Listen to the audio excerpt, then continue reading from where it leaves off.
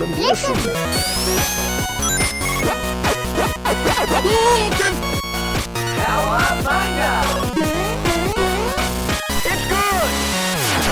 Subnautica 2 release day to all who celebrate. And thanks for joining us here in the chat. It's Colette Matt of Enter the Chat. It's a weekly conversation about video games, video game communities, video game releases, video game reviews, question mark. We don't really review stuff, but we in our own way. In our own way. The person that began talking, that's me. My name is Matt Silverman. And the next person who just talked, you see her, you hear her. Her name is Colette Bennett. Her name's in the title of the show. And hello. Hello. And as for Happy Subnautica 2 Day, apparently there are a lot of you. There are a lot of you who are celebrating Happy Subnautica 2 Day. I was at work this morning, early-ish, like 8-something. Yeah. And people were like, yeah, Subnautica 2 is coming out today. I was like, cool, that'll probably do well. And then like by like noon, they were like, they sold 1 million copies in an hour. And I was like, what's happening? So I got to watch that unfold in real time while whilst working today. And I was like, this is crazy. And I'm excited to talk about this today because I knew we were recording. So yeah. By the time you're hearing this, it will be Friday or later. So but we are recording this on Thursday the day. So I think the game came out into early access around 11 a.m. Eastern time. We were both on Eastern, something like that. And as you said, by noon, we were like, what the hell? What the hell is going on? I'm going to pull up the Steam concurrents as we speak, but we just looked them up a couple hours ago. And Matt, for people who might be curious and don't know, where do you see Steam concurrents? I mean, I think a lot of our listeners are probably aware, but SteamDB is the site. I'm just going to say, let's do Subnautica 2. Is it? Yeah, it's steamdb.info. That's what I thought. Is the website. And again, we've talked a little bit about this, and most listeners know this, but like the fact that Steam's API is like somewhat open and allows people to see price history and concurrent players and reviews and you can sort of peek in there and see like, oh, the game was just updated. Like they pushed a new payload of update patch into the whatever the branches of the distributable things. That's like that we are able to see that on an internet where everything is such a closed ecosystem. Like imagine if we were able to peer and look at Apple or Microsoft. It's like that would be insane. Right. But Valve does sort of allow for this. I don't know why they do it, but I'm glad they do. Yeah, it's really neat. In game. So again, this game launched mere hours ago. It is still the middle of the workday in most U.S. time zones. Obviously, this game has an international audience, but like, I have to presume the majority of the English-speaking audience for a game like this is likely. There's a large chunk in the United States and Canada, and as of right now, in the middle of the workday at 4:15 Eastern time, there are 424,000 people playing this game as we speak on Steam alone. That does not include Xbox, where it also came out. I think it is also on like Microsoft Xbox Windows Store or whatever that is. I don't quote me on that. And it is also on Epic as well. So there theoretically are a large percentage of console players and other PC players who are also in the game as we speak. Man. Wow. And that is wild. That's a wild amount of interest in this game. It really is. And I think I'm positive we have discussed the original Subnautica, if only in passing, several times on this show, because you have always told me, like, this is actually a horror game. And I've always been like, how have I not played this because of my love of horror games? Well, we'll get into this in a moment. I have many thoughts, but go on, yes. But so, I knew this was coming. I still haven't played the first one, even though we own it. So I'm like, okay, I really got to get on that.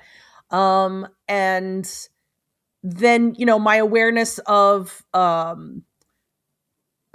mostly my awareness around this game coming up has been mostly around like the Crafton situation Mhm. and them being a shitty company Right. and like all of the pieces of that. I did know that they were going to self-publish this game.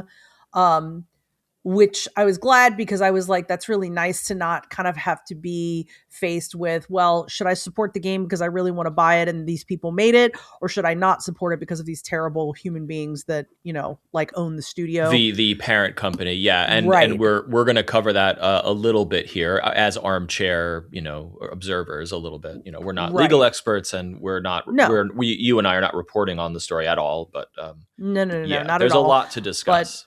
yeah, that was mostly like, my awareness. And it snuck up on me a bit because it wasn't on my personal calendar. So Hmm. when it came out, I was like, oh, it's today. Okay. But yes, I absolutely, and this has nothing to do with the value of the game since I never have played it, the original. I was very surprised because I guess I just didn't realize that it was going to have this level of enthusiasm. So, Totally.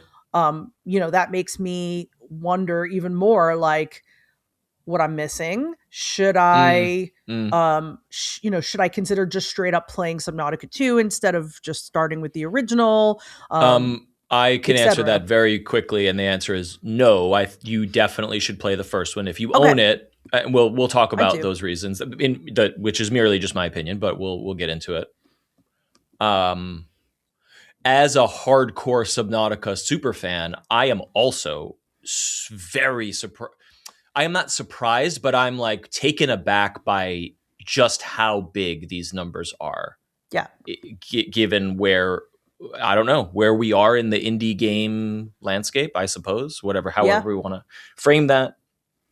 Um, you know, uh, as you said, we've talked about the game on the show before, and mostly because it is. I continue to count the first game in my top 5 games of all time, even as as I've played Baldur's Gate 3 and Tears of the Kingdom, which sort of like topped my list in more recent years. Subnautica, the first, the OG, remains this sort of genre defining game that it is a survival crafting game uh, at the end of the day with a really good sci-fi story and very serious horror elements, but obviously it's alien horror. It is not it is not supernatural. Of course it is a right. sci-fi thing. Yeah, but I mean, um what's more horrifying than what's on the bottom of the sea? that's what this Literally is. nothing. You truly are gazing into the void, into the depths, and knowing from a like game progression survival modality that it's like, well, I got to get down there to get some, iron or whatever the fuck I need for this next thing, this next vehicle or tool that I need. But there are some noises coming out of that crevice there, and I am scared. Would you say that the original Subnautica is more about the experience, or is there a robust story going on as well? With That's the why the survival game is experience, I mean. correct. That's why this game is extraordinary because you know me, I come to games for their mechanical depth and complexity, and this game has it, but it is not impenetrable. It's extremely accessible, I think, for any modern player. Hmm. My wife is not going to play this type of game. My actually, I loaded it on my son's Steam Deck to kind of say like, oh, I think you would like this, and he was just kind of like, this is frustrating. No. I keep dying. I keep suffocating because there's a Interesting. lot of Okay. because it is How a did you survival feel game. about it on the Steam Deck though? Did it run well and did you It like it I think it runs decently on this. I think it runs quite well on the Steam Deck. But what I'm reading about Subnautica 2 is that it runs crazy good on the Steam Deck. It's verified, which is somewhat meaningless interesting? these days. I know. Um, but what I'm because I'm in their Discord and I follow the developers closely, and I'm reading and watching a lot of discussion about the game before and after release today. I am fascinated by how how much more beautiful and visceral this sequel looks compared to the original. The original is amazing and beautiful and so cool, but they have just sort of like leveled up the textures and the lighting and the environments and the vibes of Yeah. number 2 here. And also, it runs better than the first one somehow. That's what people are, especially on Linux, especially on a Steam Deck, because I think they just like got under the hood of Unreal Engine and was like, yeah, let's get it. Let's get it. Go all out on this one, you know? Also, when I was looking at the original game and then the Subnautica 2 listing on Steam today, I also noticed that the original game was single player, but that for Subnautica Correct. 2, you can play it single player or online co-op, which I was like, oh, that's really cool as an addition. Like, because, you know, I, being a person who loves single player, there are certain times, like what I'm going to talk about later, where playing the game with someone else is really fun. And I was like, oh, neat. Like, I wonder if this could be like a game that I might like in multiplayer. It's a big selling point of the sequel here. And that it's a big sort of addition that they are touting. And so far, so good.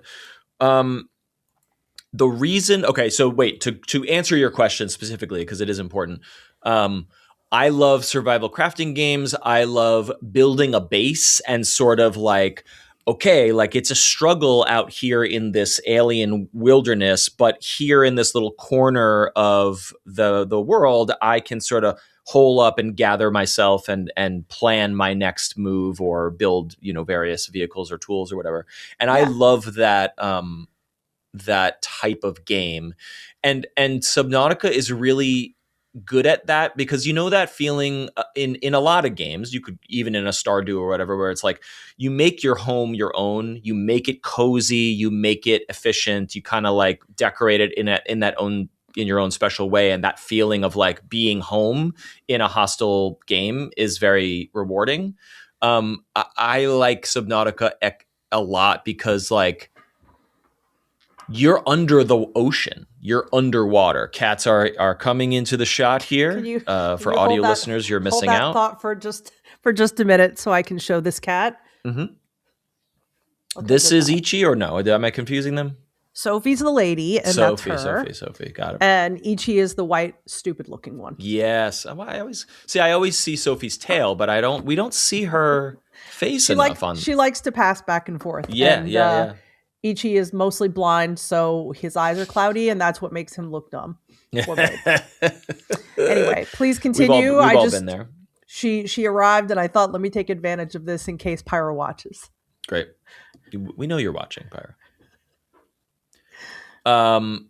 Being under the ocean and then kind of like suctioning into your own secret cabin under the waves and seeing wildlife pass by, some of it hostile, hearing noises. You have to, at least in the first one, I'm sure they carried this through, you have to like make sure the water pressure is not overwhelming. So if you build too much too fast, you have to reinforce your base so that it does not become crushed by the pressure. And you need to do that more if the deeper you go. So anyway, it is that kind of game, but it feels extra. I had to shoot a rubber band to get her to go away, so that she would chase it. I took it out of my hair, and she's very obsessed with them. That's a mother's love right there. Yes, of course. Anyway, I'm sorry I keep interrupting you. Not at all. Cats are always welcome to so beautiful and scary at the same time. Beautiful and scary at the same time. To me is like that's a very fascinating combo. But to actually answer your question, which I'm beating around the bush, I found the story of the first game incredibly compelling and rewarding. Okay. Because in order to progress it, you need to go deeper, and that so the premise, which is not a spoiler for anything because it's like the opening scene, is that you're part of a corporation called Altera, and they are, and it's been so long, they're looking for something, or they're trying to exploit this ocean planet for some reason. I don't remember, whatever. And your spaceship goes down on the planet. because for some reason, which you learn later, but I will not speak about that now. Okay. And you are a lone survivor of that shipwreck on the planet, and so where you start the game is like you're in a tiny like life capsule, like floating capsule, and in the distance this massive ship that I don't remember exactly, but it's probably like, hey, you've probably been in cryo sleep on this ship for like 400 years or something. I don't quote me on that, but it's something like you made the journey and now you're shipwrecked here, and you're. So this is Alien underwater, is what this is. Really, thank you. That really because the Wayland Yutani, which is called Altera in this game, it is this overarching like, hey, we've provided you these survival tools because we want you to go do this mission, but we don't really care whether you live or die. Just kind of fucking do the your mission. Job. Yeah. Quick side note before we continue. I'm sure you, like me, have seen that there is like Wayland Yutani like merch, like shirts and like Umbrella Corporation shirts. And when I see them, I'm always like, who's wearing that? Like, why would, like, as a gamer, like, are you like, oh, cool reference? Are you like, why are you wearing like the shirt of the enemy? Like, this is just something that always has bothered me about. Like, I think you can wear that sort of stuff like a hat tip like, almost. Is like, a hat tip of like, if you know, meaning like, hey, look at all these dumbasses wearing Nike on their shirt. They're just wearing a corporation and promoting a corporation. So my social commentary is to wear the evilest corporation from fiction to show that I'm like anti-corporate. Now, I'm sure there are a bunch of dumb fucks who don't realize the subtleties of that social commentary and probably are just like, cool, I remember that, Alien, I remember that. Remember that? Right. I've always been like, I love Alien, but I don't want a Wayland Yutani shirt because, like, they suck. And, yes, I know they're fictional, but they still suck. Like, I kind of, there is something wink, wink, wink, nudge, nudge about it that I do like. Maybe that's what it is. I don't know. I mean, it's always struck me as funny. Anyway, please continue. So to continue to try to sell you on the first game,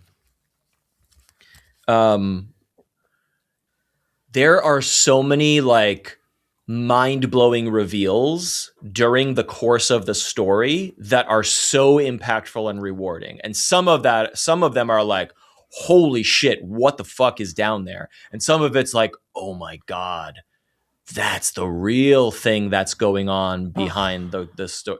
So, but here's the one caveat for you, because I know you. You have to like do a lot of survival crafting in order to get to those story beats. Meaning like the distance between the plot points is like, oh my God, I just need one more fucking piece of copper. Fucking where the fuck is this copper? Oh my God, I am dying to get copper. Do you think that would like keep me from hanging in there? Here's what you might do. I prefer to play the game on the full experience or whatever, not permadeath, but on like, I need to eat and drink to stay alive, because I find that very compelling. But what I learned from installing it for my son is that you can turn off hunger and thirst. So that will probably save you hours and hours cumulatively of like, oh shit, I gotta find or make fresh water. I gotta like capture a fish and cook it just so I can get by to the next waypoint or whatever. And that I think will reduce the friction. Fair. And possibly help you help you enjoy the story. Yeah. Double check if you can change those settings mid-run. I don't know if you can, but if you can, start on the base mode where you're fully survival crafting. If you find it too tedious, turn that off and see how it feels for you. That's a really good tip. I wonder if they also allow you to turn it on and off in the sequel too. Yeah, I don't know. I'd be curious. I mean, I would assume probably, but yeah. Some of the reviews and discussion I've been looking at are like, yeah, they have really streamlined the sort of quantity of resources and or the amount you need to craft any particular thing. So it sounds to me like there is less hunting and pecking for scraps and more like, oh, okay, I need 3 of this and 5 of this. Okay, cool. I'm going to go here, get this, blah blah blah, and then I just make the tool and I'm moving forward with the game, and that seems good. That seems like a quality of life improvement in the second game. But the reason I am telling you not to play the second game is because it is in early access, which the original games were as well. Yeah. And what I'm seeing, having not touched it yet, is that the first game was like in early access and was super janky and building the plane or the submarine, as we might say in this case, as you pilot it. Right. So it had a journey to kind of get to its like more completed form. And I think there were hardcore people who went with them on the journey. I was very, very happy to have played it as like 1.0 or maybe like slightly before 1.0, because I loved experiencing that game as like a full experience. And I am truly on the fence, ongoing legal battles notwithstanding, which we're going to cover in a moment. As a super fan of this game and this franchise, there's a large part of me that just wants to wait until there's more to do in Subnautica 2, because I am afraid that I will sit down and play this game for 15 straight hours without eating, sleeping, or drinking in real life, and then hit a wall where there's nothing else to do, and then forget what I was doing. And then in 6 months, when they add the next biome or whatever, I'm going to be like, what's happening? What am I doing? Where am I? And I don't want to experience this game that I know I'm going to really enjoy in these piecemeal chunks, if that makes sense. I know you understand. Yeah, no, it makes perfect sense because, and I think I've talked about this on the show, like, I played Coral Island in very early access, which is like very good Stardew-like. And I played it to the end of the content. And I was like, it's a Stardew. Like, it doesn't matter when I pick it back up. But because you are forming relationships with people in the town and stuff like that, when they got to 1.0, like, you could only get so far in the relationships, right? Because that's as much as they had written.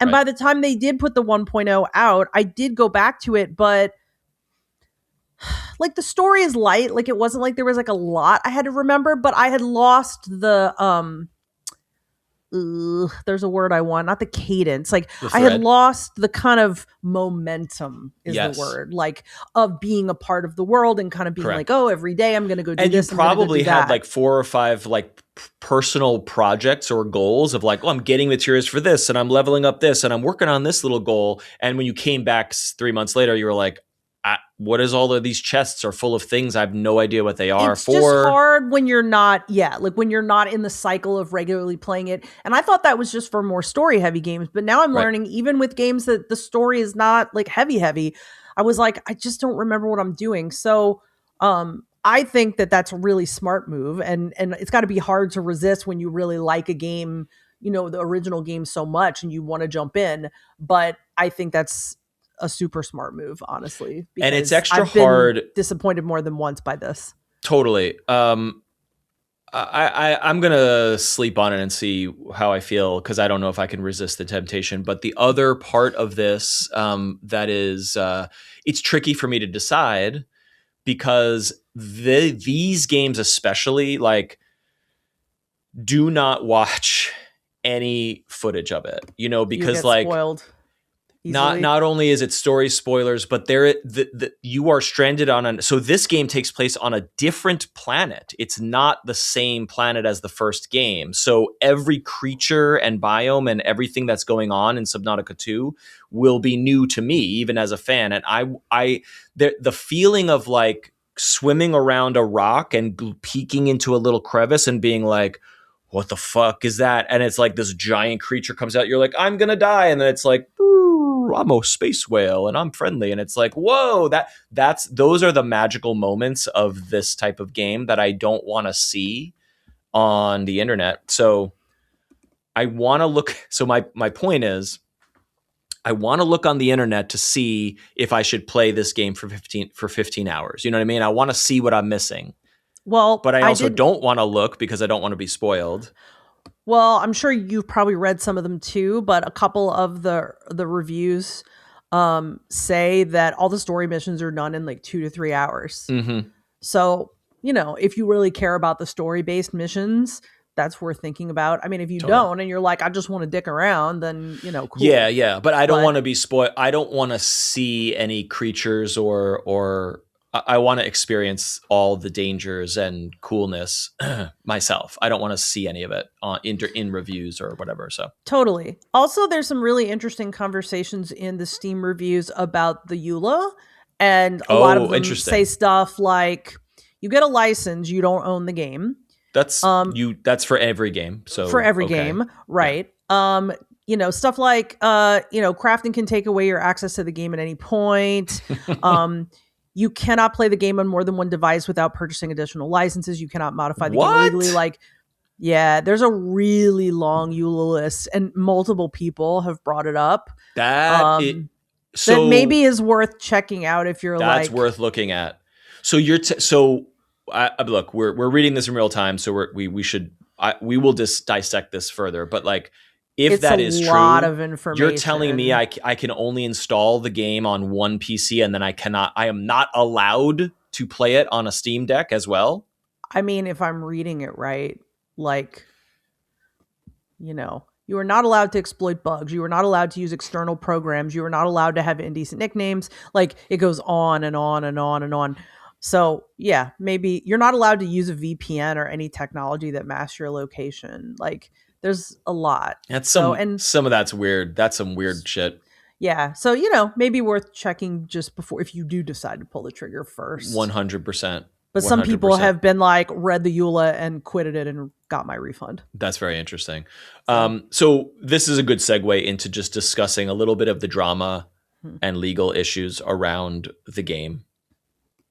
There's a really good video that I put in the Discord, and I will share it in the show notes and description of this podcast as well. Which is, I think it's some folks who used to work at The Escapist, and now they have this other channel Oh, cool. called Second Wind. Anyway, so Subnautica 1 and Subnautica Below Zero, which again was a sequel to the first game that expanded on the story with new characters, and I really liked it as well, but never I tried to play it 2 times and never finished it. One was because I lost my save, and one was because I'm sure I got distracted or whatever. But those games, obviously, as we've discussed, got super popular over many years in early access, and then became very, very popular indie games over time. The studio, which is called Unknown Worlds, was purchased by Krafton for a lot of money, like $150 million or something like that. And Krafton is a Korean game publisher. Do you know anything else that they are known for? I didn't actually look that up. I'm No, I not don't. familiar with other stuff. I don't know if they publish mostly in Korea or if it's international, whatever, No. whatever. But they acquired the studio and they became the publisher of Subnautica 2. And so Subnautica 2 was chugging along in development, and they were planning to go into early access as they do. And then, sort of out of nowhere, Krafton fired the founders and or executives of Unknown Worlds because, for the reasons that they cited, which was, hey, we have a lot riding on Subnautica 2. You're supposed to come out in early access so we can make some money on this thing. You're supposed to come out in 2025, late 2025, but you're missing your target because the founders kind of pieced out and started working on other projects. So you're in violation of your contract, and now you're fired, and now we, Krafton, are taking over to make sure we can cash this cow in as soon as possible. So when that happened late last year, the fandom around Subnautica was like, oh, fuck, what the fuck? Like, is this game not going to come out? Like, oh my God, is it the development's messed up? Below Zero wasn't that good. Is this one going to suck? Is this going to get canceled? Like, people getting alarmed that, like, we're very close to something, and now these guys are fucking it up. What's going on? And then those folks that got fired and whatever entity they represent, I guess they sued Krafton And so multiple lawsuits, they sued them, they sued the others, whatever, everyone's suing each other. And what came out in discovery of all these lawsuits was that Crafton was contractually obligated to pay really big bonuses to these executives if and when Subnautica 2 released and hit certain financial targets. Now, based on what we're seeing today, they would have paid those bonuses. They were very on track to meet and exceed whatever these targets were, financially speaking. Wow. So what was revealed was that the Crafton people felt that they overpaid for the studio. And on top of that, we're now on the hook to pay these big bonuses to Unknown Worlds executives. And they were like, oh my God, this is too much money. What have we done? And so Crafton's CEO obviously consulted their legal team, and the legal team was like, well, this is the contract. You got to do this. And instead of listening to their lawyers, this fucker, I don't even know his name. His last name is Kim. I don't remember who it is. Of course, he's Korean. His last name is Kim. Sorry, I am not saying that in a way. I am. You're not. It's the very common Korean last name. It is his name is John Smith but the Korean version of that. Right. Korean John Smith, instead of listening to his lawyers, went to ChatGPT and said, "How can I get out of this? How could I not pay these guys?" And ChatGPT was like, "You could fire him," and he was like, "Great idea," and they did that. And so Unknown Worlds, all this shit came out. Unknown Worlds has won the lawsuit against them. I'm sure there are multiple suits, and I'm sure there's multiple shit that's ongoing. But as of this recording and as of the recent events, Unknown Worlds won the lawsuit against Crafton. They are these executives are reinstated and theoretically are due their bonuses. Good. And they released the game not on the original timetable, but they have released it now, obviously in early 2026. And it's a raging success. And also, interestingly, if you look at the Steam page for this game, it says developer Unknown Worlds. Publisher, it used to say Crafton, it now says Unknown Worlds. Now, that's fantastic. The studio still owns Unknown Worlds, and clearly, as you just pointed out, there's tons of language in the EULA that's like, Crafton does this, Crafton owns this, Crafton can do whatever it wants with whatever your data is, whatever the fuck this says. So I'm not saying that Crafton is not involved, and I presume that some portion of this money will go to them. I'm also seeing some very unsubstantiated bullshit on the internet that's like, well, if they do this many sales, then they pay Crafton, but if they do this many sales, then Crafton has to pay them. Something like if they exceed certain targets, then Crafton owes money to Unknown Worlds, which might be the bonuses or might be some other. I don't know. I can't speak to any of that, but there is this fervor around the game that's like, no, like this is all figured out now, and if you buy the game, it supports the devs and it doesn't support the publisher. And I don't know that's I want that to be true. And I hope that some of that is, but I don't know any of that for sure. Before I watched the video that you sent me for research, I was like, oh, it's this successful, but like I remembered like this drama and then also the like just general AI drama around them. And I was like, man, like people don't care. They obviously don't care about the AI part. They don't care about the drama part. But then when I watched and realized like what was going on, I was like, oh, actually that makes me happy that it is getting such support because they're fighting a hard fight and they won it. Right. And since I'm talking about that, I did pull them up on my phone because I was very curious about Crafton. And the game you know them best for is PUBG Battlegrounds. Oh, that's right. But they bought that, They bought it. That was not that. And I would say Subnautica is probably their second biggest property. They also own Inzoi, which is like the Korean Sims. I haven't played it, but they own I never heard of that. Or they published that. And then they published a couple others you might know, like Dinkum, the Callisto Protocol, Ronin the Last Samurai. But I mean, they don't by any means have, they have Hi-Fi Rush. That's interesting. I loved that game. I thought that was Microsoft. I thought so too, but it's listed here now. So I'm assuming that PUBG is their money maker, but I don't know. I'm sure. But anyway, I do want to hit on the AI stuff briefly because the drama that what that was, to my recollection and reading of the reporting, is that like as the Subnautica drama was unfolding, Crafton simultaneously was like, and we're an AI first company and all of our employees need to use AI and AI is the future and blah, blah, blah. And so it was like this confluence of like Crafton sucks and they're a bunch of AI bros and they own Subnautica 2. So Subnautica 2 must suck. Right. I do not observe anything in the disclosures or in the developer discussion about any AI tools being used to make Subnautica 2. Now, I'm sure that's a Crafton stance. That it is a Crafton stance. Look, I don't know anyone at this developer. It is 2026.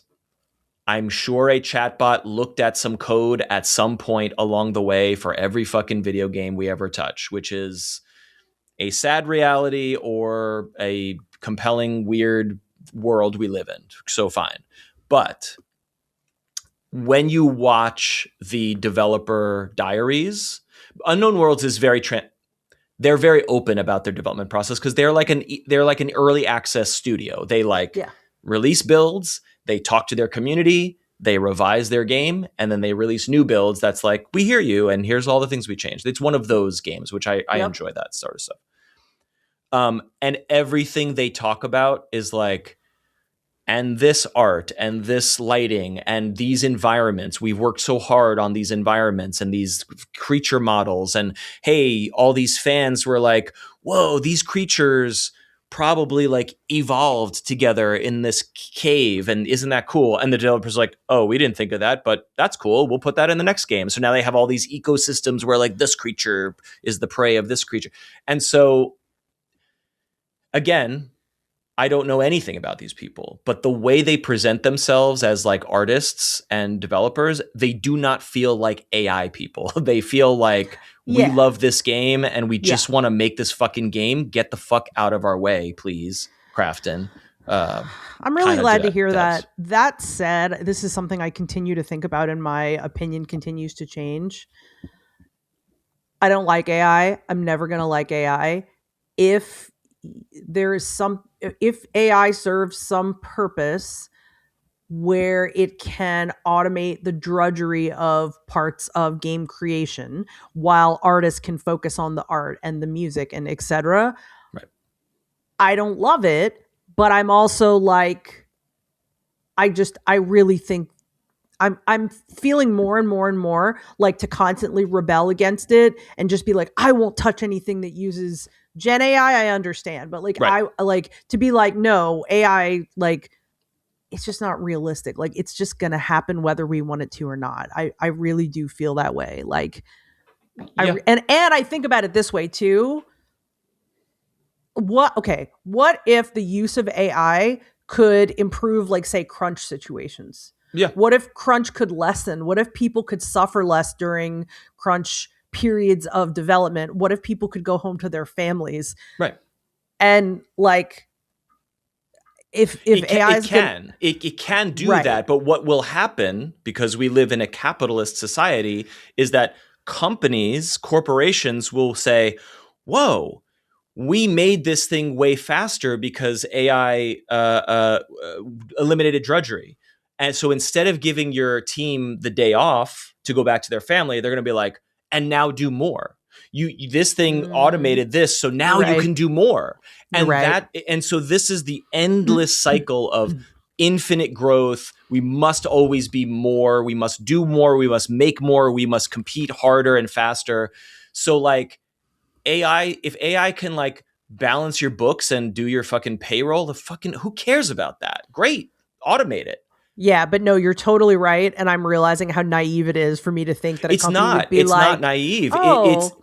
It's the hidden fucking boogeyman. That's not a boogeyman. It's the wrong term. It's the insidious hidden problem underneath all the anger at AI. AI can be implemented ethically if the models are different and the business model is different and the business incentive is different. We should be curing cancer with AI. That's what we should be doing. But instead we're handing it to fucking kids and being like, hey, are you lonely? Have sex with a robot. That'll help. Pay us $9.95 so the boobs can come out. Like that's literally what these fucking companies are doing. That is the quote of this episode right there. These are like insane, like mind-blowingly powerful. Like they're very stupid, but they're also very fucking smart at the same time. And instead of saying maybe just like professional, smart people should like focus on making sure that this is good, we just said, here you go, world.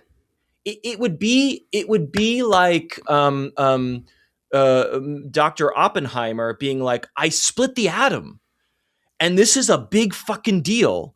So like, we got to make sure that nobody gets their hands on this. But instead he's like, here kids, play, here's some nuclear materials. Go nuts.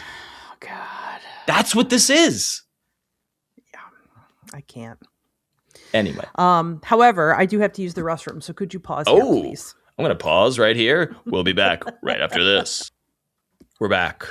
And I'm here to tell you after this break, before Colette used the bathroom, there were 442,000 people playing Subnautica 2 on Steam alone. In the minutes that she came back, it's down to 402,000. Okay, but it's 5 minutes to 5. A lot of people get off 5 p.m. This game is over. It had its time. The reviews are in, and it's in the gaming world, we like to call it a dead game. It's a dead game. Oh, God.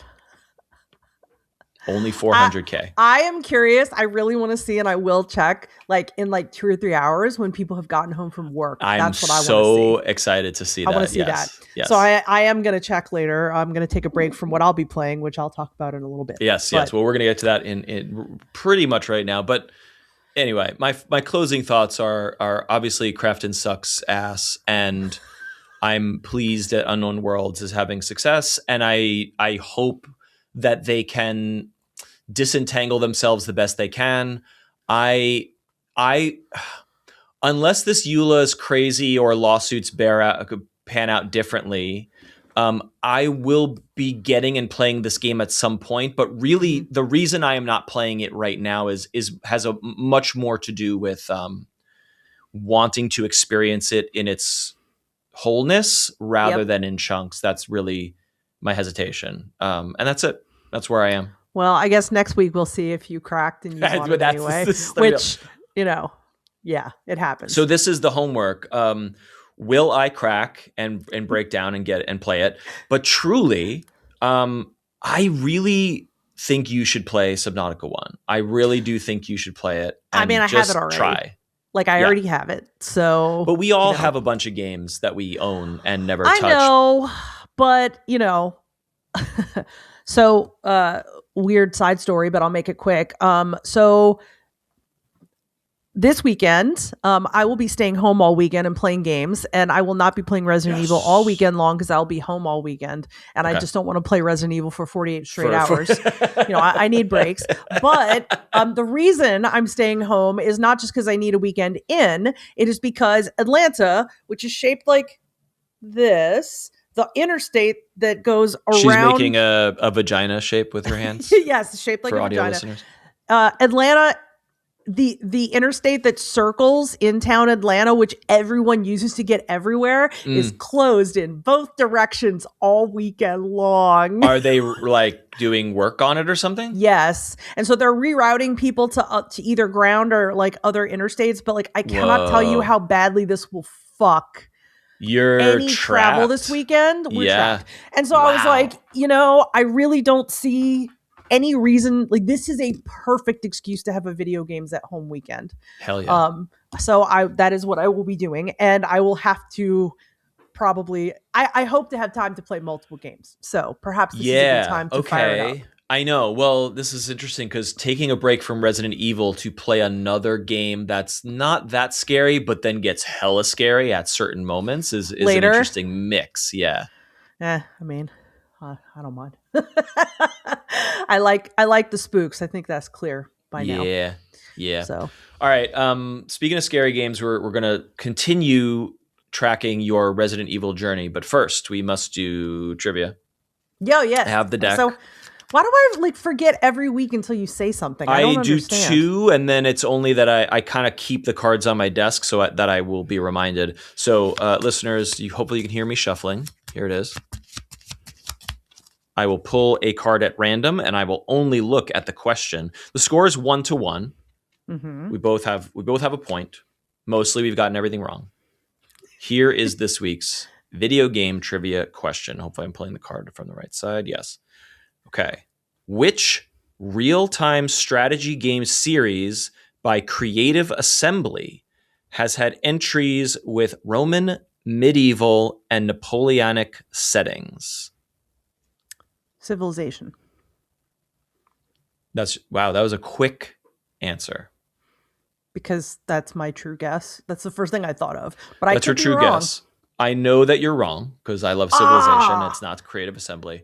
I'm not familiar too much with Creative Assembly, but I'm using the context clues of those time periods or civs to say Total War, which I've never played. I bet you're right, though. But I think that's an educated guess. Okay. I'm pulling the card. Ready?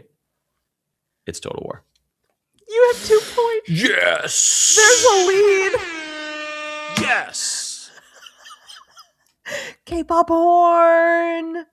That's awesome. I am updating the finally score. One that is directly in your your purview, I guess. I've never played a Total War game, and they're probably mouse and keyboard only games if they're like RTS. They have to be. That's probably maybe if I had a Steam controller, I could play them. You ever think of that, Valve? All right. So, where did we leave you? Did you finish 4, or are you still doing 3? I cannot remember what I last said on last week, but I have finished 4, and I think probably I hadn't finished 4 last week. So I finished 4, wrapped it up. Yep. Amazing game. Really, I knew that I wasn't going to fully get the hype until I played the game from beginning to end. But I'll say this: after playing the ones before it, the increase in size of game is just so stellar. Yeah. It's like I kept being like, oh, I must be getting near the end because I was used to the length of the prior ones. And then I'd be like, oh, this is longer than I thought. Oh, okay. I guess this part's, whoa, this whole new thing just opened. It just kept going. And not in a way that was bad, in a way that was just impressive. The way I told it to our mutual friend Sky is that the other ones felt like a Hollywood movie in comparison to the other ones. Okay. It felt more produced. It felt like it had a wider expanse. It felt more visionary. There were more, there's really good boss battles in the prior games, but there were it just felt like those boss battles were really epic. Was this a generational leap for the original game from 3 to 4? You know what I mean? Is the 4 bigger in scope because technologically and cinematically there were more things for Capcom to do at that time? Probably, you know what I mean? But since I was playing remakes, I didn't really feel any of that. You know what I mean? No, nor would you. But I guess I don't know if you're remaking a game from PS2 and then you start remaking a game from PS3, you're theoretically going to have more to work with technologically, storytelling wise. I want to find out. So give me a moment because I'm just curious. Well, you keep going. Or you look it up and I'll keep going. I'm going to look that up for you just so we can place it in time. I'm always curious about that. Yeah, no, for sure. I'm pretty sure that I feel like Resident Evil 4 was around the Wii era, but I could be wrong. Maybe it's a little earlier, I think. Anyway, super impressive game. Really enjoyed it. And okay, so interestingly enough, I want to set this as the backdrop to what I'm about to say about 5. So 5, when 5 came out, I was working at Destructoid. So it's been just a tiny bit under 20 years. Okay. And I remember crystal clear that it came out and that there was a Black journalist who wrote for Time magazine named N. Guy Kroll, who wrote a feature on it about how racist it was. Mm-hmm. And I will admit that not paying close attention to Resident Evil, I had no idea what was going on or any of that until I read his piece, and I respected him. And so I went and looked at the trailer then, and I was like, fuck me, right? But what I think is very interesting, and Sky and I were talking about this last night because we were playing Resident Evil 5 together. Mm-hmm. What I thought was really interesting was that in 4 is the beginning of traveling around the world, right? And so you are in a new locale and you meet this race of people called the Ganados. And they speak Spanish and they are all, fucked up and attacking you and whatever. Sorry, this is in 4. And then where are you in the world when you encountered this group? Are you in Europe? Or are you in South America? You're in Europe somewhere, but give me a minute. Yeah, I'm just curious. No, same. And I should remember this, but I don't. Location. Okay, so it's fictional. A fictional rural region of Spain. Spain, okay. A mountainous area known in the lore as Val de Lobos, Valley of Wolves. So, it's not a real place. Yeah. But similar to 5 is not a real African country, in that way. But like the concept is these are Spanish people, and you're like, okay. And I don't think during 4, this time around, at least me playing the remake, I don't think there was ever a point where I was like, this looks really bad on Spanish people, like I'm murdering all these Spanish people. But the minute you boot up 5 and you like shoot a very dark-skinned black man in the face, it feels kind of weird. Like it's like 100%. I think I want you to keep going, but regarding like Spanish versus Hispanic or Spanish versus Latin American, and this is, I'm not sure about how the world is made up down where you are, in terms of demographics, whatever. But like, obviously here in New York, a huge Latin American population, and like, right. And I get angry at the dumb ass white people who just are like, oh, they're Spanish. These people are Spanish. And like, I'm like, Spanish people are white Europeans who live in or come from Spain. And Latin American people are descended from the Native American people who lived in South America before they were decimated by white Spanish colonists. Just because they speak the same language does not mean that they are of the same lineage or colonial history. So but your average person doesn't know any of that, and so as a result, they look very dumb. They don't look dumb. Shooting white people in the face in Europe is fine by me, but pillaging a Latin American village would be a different racial discussion in the same way that I think you're about to discuss 5. Does that make sense? No, it does. I mean, and there's other things, right? Like Sky was saying last night, and I totally agree with him, that Capcom seemingly took everything that made 4 wonderful and like tried to redo it in 5, but they somehow made it all worse. Totally. Like, and it's not just the racist themes; it's everything. It's like it's a totally different game, right? From what I gleaned from that IGN piece. It's the first game that doesn't feel like a Resident Evil game to me. Right. It's not scary. Like there's nothing like Resident Evil has a feeling, is the best way I can put it, and this game doesn't have that feeling. It just feels like an action game, and if the Resident Evil title wasn't slapped on it, it could be any action game. Totally. So that's weird. Even though it has the familiar of like, you have the herbs and the guns and, like all the little bits, it's just very strange option. Yeah. And playing it, I think, with another person also feels super strange. I get, maybe they were trying to take advantage of the fact, because as I recall at the time, Xbox was really succeeding with with multiplayer. Online Like multiplayer, co-op yeah. was just starting Right. to explode really. And I think maybe they thought, oh, like this is the way the industry's going. We need to do this. Totally. But it completely changed the feeling of the game, you know? Like I personally feel like horror co-op is hard to pull off. Like the Phasmophobia guys have done a really good job with that. Yeah. But it's hard to pull off because one element of horror is being alone. Yeah. And not knowing what you're going to do. You know what I mean? Like, so yes. And also, just to put this in time, because I didn't know and was curious, Resident Evil 3 : Nemesis.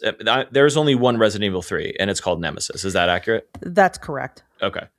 So that's 1999, Mm-hmm. which is a billion years ago, and that was PlayStation, Windows, Dreamcast, and GameCube. Ooh, okay. Resident Evil 4 is 2005, which is Okay. a billion years later from 1999 in terms of Yes. tech, I think.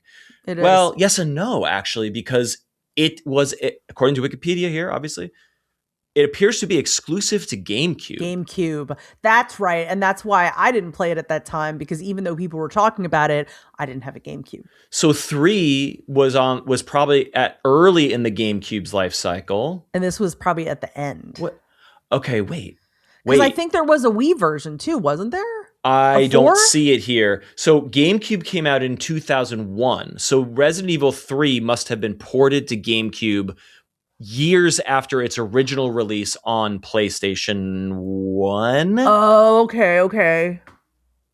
Whoa. And then 4 is a GameCube exclusive in 05. That I would never have pieced this together. So to answer the question I was trying to figure out with you earlier, like there does not seem to be significant technological. The fact that 4 is more cinematic than 3 is very interesting. Yeah. I mean, I can imagine Capcom was like, we want to blow this up. We want to change this. We want to, make it bigger, because when you play games like 1 and 2, it's like 1 mostly takes place in the famous mansion. Mm-hmm. 2 mostly takes place in Raccoon City PD. Right. Like they're all kind of like in a space, and this was like, scale. You're going to go everywhere, and you do. Right. So, I really admire what they did, but it's so weird to play 5 and be like, how did you take all that great success and like fuck it up like this? Like, it's the weirdest thing. And there are some game franchises that succeed at saying like, hey, we're a single player shooter action game, and now we're making an RTS in the same universe. So totally different game, but it says Halo on the cover, so it's in the Halo unit. So like you can do that and succeed. You can. This clearly doesn't succeed. As you're saying. I mean, in my opinion. So yes. In many opinions. Since and I had been telling Patrick, like he's been watching me play the other Resident Evil games. So I was like, oh, when we get to 5, we can play together. And we did start together, but then we ended up saving it. And then Sky and I started a game together, so etc. But in the parts that I've played so far, like I said, you're teamed up. It is the Chris Redfield, who is a key character from the original game, returns. He looks like a monkey. He really does. And he is with Sheva, who is a new character to the series, a super like beautiful woman. Mm-hmm. And they're partners. They fight side by side. So yeah, you're in this fictional African town, and I remember that Nguy Kroll said the thing that bothered him the most was that there were so many scenes. It wasn't just the violence against Black folks. It was a lot of the imagery, echoed imagery he remembered or knew or had seen from historical violence against Black people. It's colonial imagery of like, these people are primitive and we are here to either get them in line, save them, or kill them. Right. That's colonialism. So that does feel weird, even though it's not just it's not just black folks that you fight. There are a couple of other folks mixed in there. There's like one Asian model that I'm like, what is he doing here? But whatever. um, but like the way it feels is very, I mean, the game is very, the game is very brown. Last night Sky was like, it's just brown and pea This green. is Like it's just so this is what I learned from that IGN piece that you sent me. Military action games were all the rage at this. They were at their peak or ascending to peakness. That's what they were trying around to do. this time. They were trying to adapt it to that. The Medals of Honor and Calls of Duty and what have you that were probably the kings of gaming at this time. Halo, I guess too, which is a little more colorful. These brown military shooters were something to aspire to, and it sounds like Capcom was like, oh, we got to make one of those. Resident Evil's I think they big, did. but these are also big. What if we make one of those? Well, I mean, any field that you're in, you need to look at trends, right? Like it makes sense. Like what is popular, what is resonating with people. So I totally get that part of it. It fundamentally doesn't feel Resident Evil at all in the tradition of all the games I've played so far. It just feels wrong. And I know that they pivoted away from that, which, I'll get to when I get to those entries in the series and we'll talk about it. But it just feels weird in a lot of ways. It's not to say that it's not like fun, because it can be fun. An action game can be fun. Yes, although it hasn't been remade, right? So it's like, it's still like very, like the controls feel very janky and like sticky, you know? And I'm like, like that part feels like a little weird. But I mean, I do think that if they remake it, they'll fix that. I don't know how they can possibly handle remaking this game and trying to make the story or any of the like weird references better. Like you'd have to rewrite the whole story and they can't do that. Right. So I'm just trying to kind of play it as like an entry in time and just see. Now there are some things canon wise that they see, and I don't want to spoil anything, but the game's 20 something years old. Like sure. They find something that is related to the origin of of basically all of like the virus that makes the zombies in Resident Evil. And so like, that's a key thing, but right. That is a plot point that is known or carried forward in the future games. So it would sort of be missing. Right. I mean, yeah. And I totally get that. I mean, I think like you really, when I'm playing it, I feel like I really have to think about it in its time. Yeah. In the frame of its time. Because I remember when it came out, it was like cinema-esque, like, I mean, and these graphics were incredible in their time period. And it was just to like, that whoa. point, I want to note something here that I was seeing on Wikipedia. Resident Evil, we're talking about the technological changes and we're like, oh, they're basically both GameCube games. What gives? Resident Evil 3 uses the same game engine as its predecessors. I don't know what that is, but is that the RE engine? Was that around at that time, or is that a newer development? I don't know. I'm going to look this up. But notably, I think 5 does not use RE Engine, because I think RE Engine came later. No, it doesn't. So you're correct. Right. So the thing I'm pointing out, I'm just curious about 3, because Wikipedia is saying uses the same game engine as its predecessors. I don't know what engine that is. Number 4. All the remakes use RE saying, Engine. Yeah, which is that's fine. Sorry if we're getting confused here. But you're talking about the technological leap between 3 and 4. 4, while still a GameCube game, uses a different engine. It's called the Mascot Capsule Eruption Engine, which I've never heard of. Me either. And I also haven't played the original 4 yet, so which I mean to do at some point. I will probably go back and play the original games maybe after. But I wonder if run. that engine and its exclusivity to GameCube allowed them to go bigger and harder than they could have in the past somehow. This is all speculation. So no. I mean that absolutely could be. It's just it's interesting. But yeah, I mean, I think 3 is the RE engine, by the way. The remake of 3 is RE No, Engine. you're correct. Is the Okay, thanks it's AI got to be. summary Because I don't 2020? think, Yeah. I don't know. I think, I could be wrong, but I think maybe 7 was the first RE Engine game. Perhaps you can look while I. Okay. The 1999 Resident Evil 3 Nemesis was developed using an internal unnamed proprietary engine often referred to as the classic RE engine or the RE1-3 engine. So basically some sort of predecessor to the RE engine. Who knows if the guts are still the same things, but Yeah. again, it was not some off. I mean, back in the day, I think developers use their own engines more often than they do these days. Yeah, For that would make various sense reasons. for sure. Yeah. But yeah, so, am I enjoying it as much as the prior entries in the series that I've been playing? Absolutely not. Is it super fun to play with my buddy Sky or with Patrick? Yes, it is.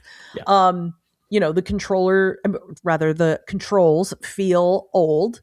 And I will say that after coming off of in order, Requiem, Remake 2, Remake 3, Remake 4, it's like, ugh, but like you do have to adjust and that's fine.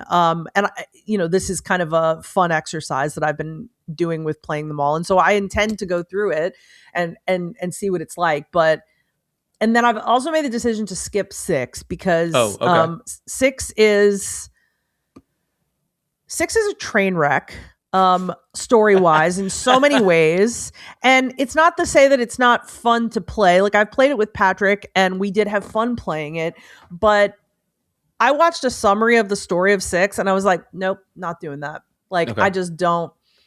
Does the story matter for the future things that you're going to do later, or yes, a few pieces of it do, but I know them already. You just know and them so and I'm you can like, read about it. Yeah, I just don't want to suffer through a game that pretty much was like, hey, Capcom, you're really going in the wrong direction at this point. And they were getting a lot of feedback from fans like, this is not what we want. Right. It did sell well, but a lot of fans were like, we don't want this.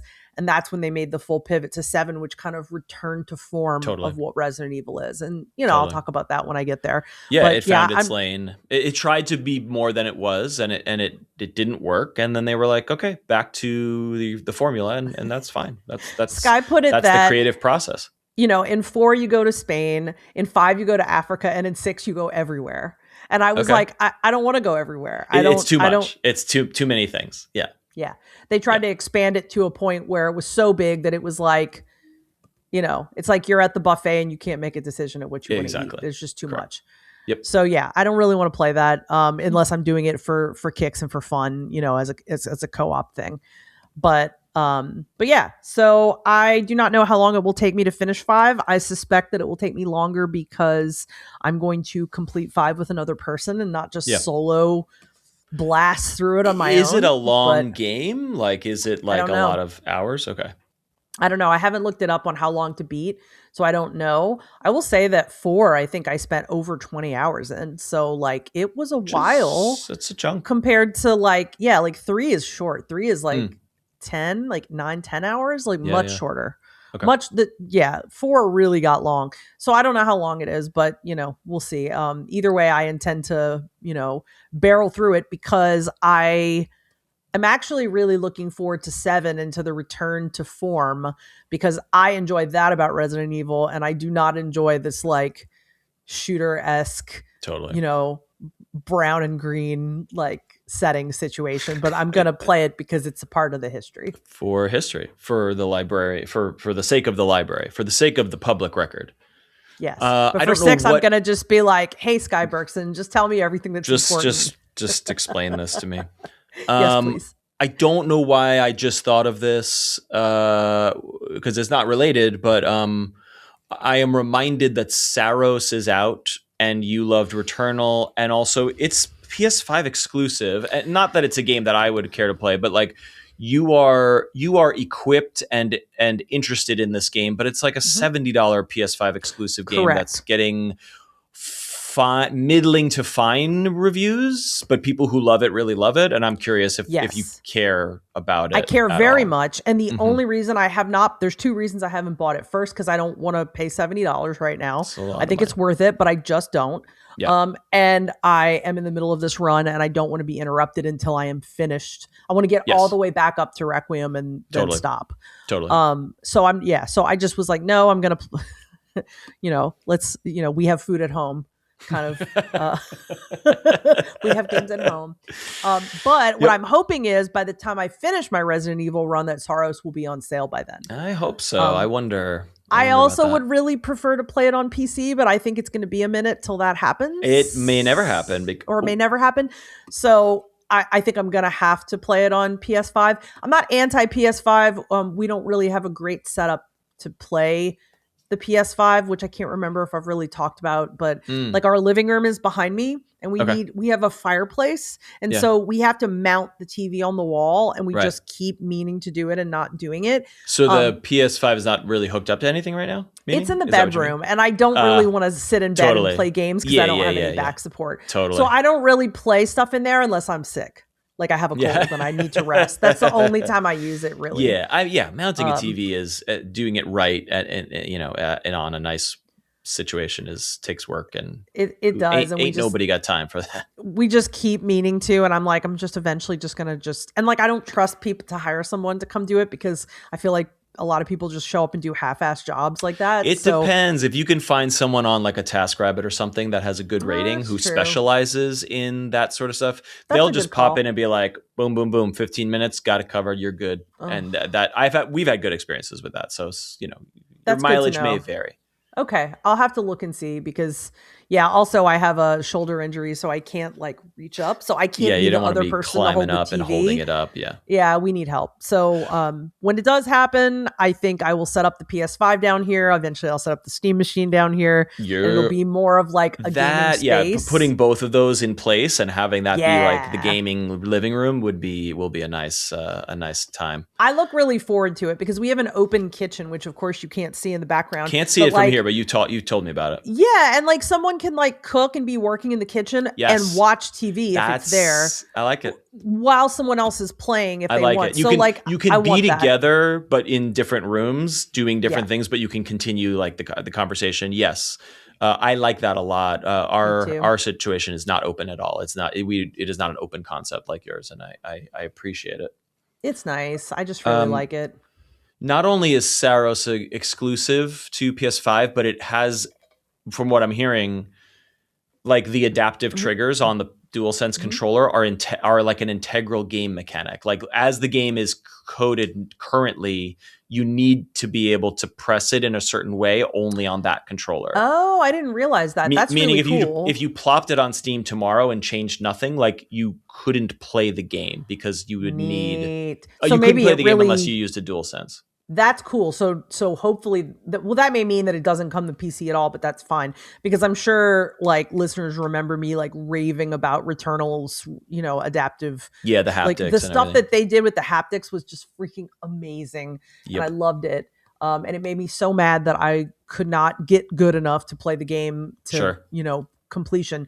But what I'm hearing is that a lot of people are completing Saros. So. I think that they made it easier without making it too easy. That's it's still a bullet hell game. Yeah, that's what I'm hearing too. Yeah. And I think some people are like, it's a kind of like a dumbed down version of Returnal, which I think hardcore people are like not a fan of, but regular people are like, oh wow, this is more accessible in certain ways. But also that the story and the voice acting is kind of like fine, not amazing. Really? I was hoping that it would be really good, but I guess we'll see. Don't listen to me. I'm just taking the temperature of the world here. I have no.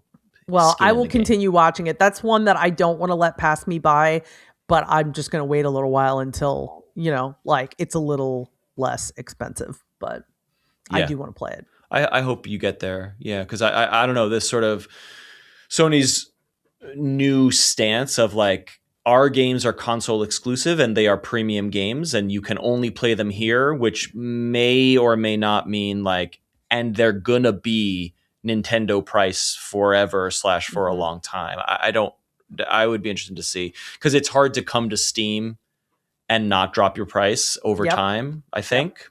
But easier to do that if you're on an owned and operated console like that. So we'll see.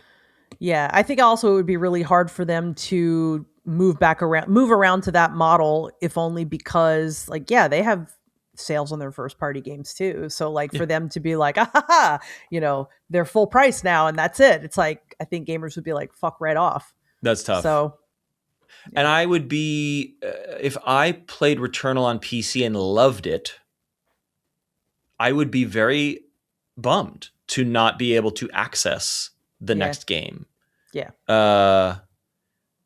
Yeah, it's not the same, but it's making me think about like I'm not a sports fan. You're not a sports person, as we know, but like this idea that like, oh, my team's games are on this cable network or on this broadcaster, and 50 out of 105 out of 107 of my team's games are here, and I watch them all here, but two of them are on Amazon Prime or two of them are on Apple TV. And it's So like, annoying. I got to buy a fucking Apple TV subscription to watch two of the things that I've been watching for decades on this other thing. It's one thing if they all go exclusive to one place and it's like, oh, they're over here now, so let me shuffle things around. But like to have something in one place and then not be able to access it unless you buy a PS5 or subscribe to a new streaming service is Yeah.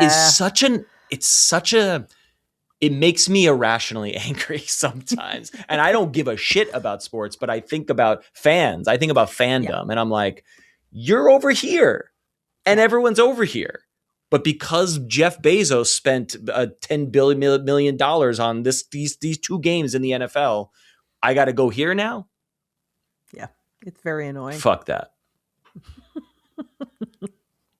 By the way, that particular mug, which I'm sure that you or your wife thrifted, is really, really cool. Yeah, It reminds me of the original Polaroid logo a little bit. Yeah, it really does. It's a rainbow stripe, but then the bonus here is that the heart pops cute. out. Yeah, I'm probably holding it only one direction. That's really cute. It's cute, yeah. So it is my wife's, of course. Happy Pride Month. Every month is Pride Month here at the chat. Love.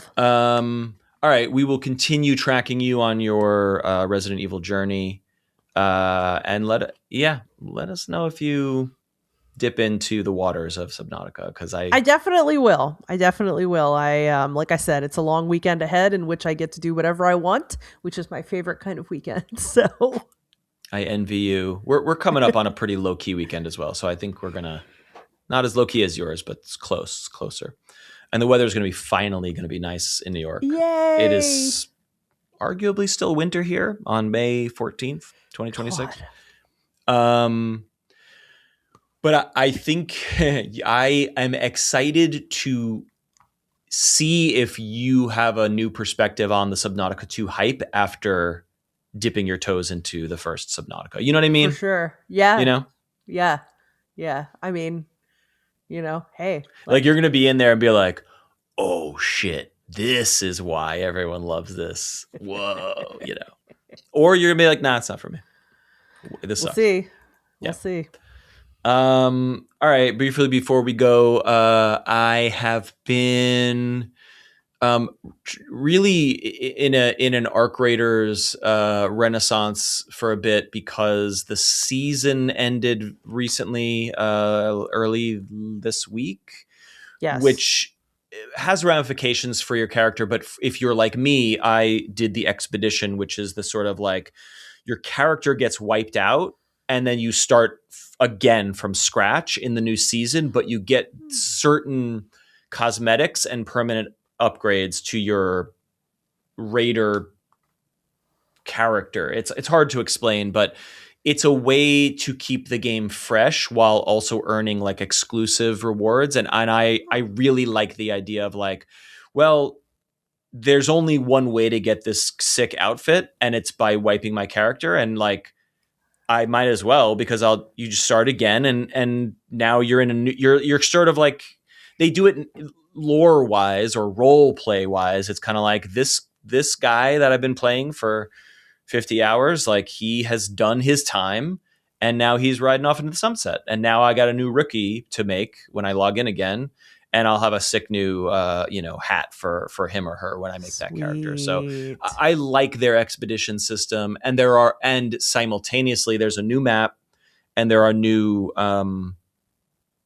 how do I put this? They call them projects, which are like, oh, if you find this many of this and that many of that, and you level up this or that, then you can unlock certain probably cosmetics and other things. So it's that feeling of doing lots of stuff at the same time while working towards the big goal. Oh, actually, that's the more important thing. Previously, you had to amass a certain monetary value of loot to gain the perks in the expedition for last season, and it was the most insanely ridiculous grind I've ever seen in one of these games. It was so brutal and punishing because you had to acquire the value, you had to extract with as much loot as possible. And sometimes you do runs. What was happening, this is actually interesting to me. You're at the end of the game, you're wiping your character, nothing else matters except I need to bring value back to my thing. So that's fun on its face, but what starts to happen is because nothing else matters, experience doesn't matter, weapons don't matter, skill points don't matter. All that matters is the monetary value, and you can lose that if you die. So what starts to happen in this end game state is that, like, when you're playing the game early on, it's like, well, I died and I lost all my shit, but at least I level up and I got some cred for this or that, and I sort of make progress in other ways. When you're in the end game, it's like, fuck, I lost everything, and that was a total waste of 20 minutes that I now need to redo. And it became a very frustrating loop. Oh, and by the way, I have to do this 80 more times because to get, I didn't even get all the way to the finish line last season. Wow. They changed it, which is just now do damage. Fucking blow the shit out of any robot you see, and it doesn't matter if you live or die. If you do the damage, it counts. And so what happens at the end game is like, I don't care what happens, man. I'm bringing my heaviest, fattest gun. I'm just running out there and I'm going to blow the shit out of all these fuckers that messed me up last time. And it doesn't matter if I make it out alive or not. I just got to do the damage. And that was this very liberating, like, end game experience that was so fun after you've been playing. So that minor change became it totally sucked me back into the end game, seasonal end game of Arc Raiders. So played a lot of Arc Raiders, burned way out on it. I was like, I got to start something else.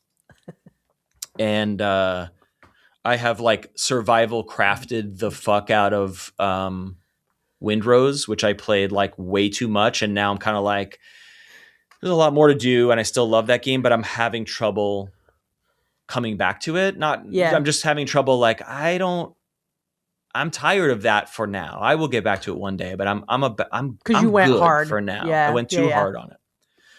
So I was, this is okay. So I was very excited for Might and Magic Olden Era, which is a reboot of the Might and Magic franchise, which I don't have any strong nostalgia for, but I played the demo, really, really loved it.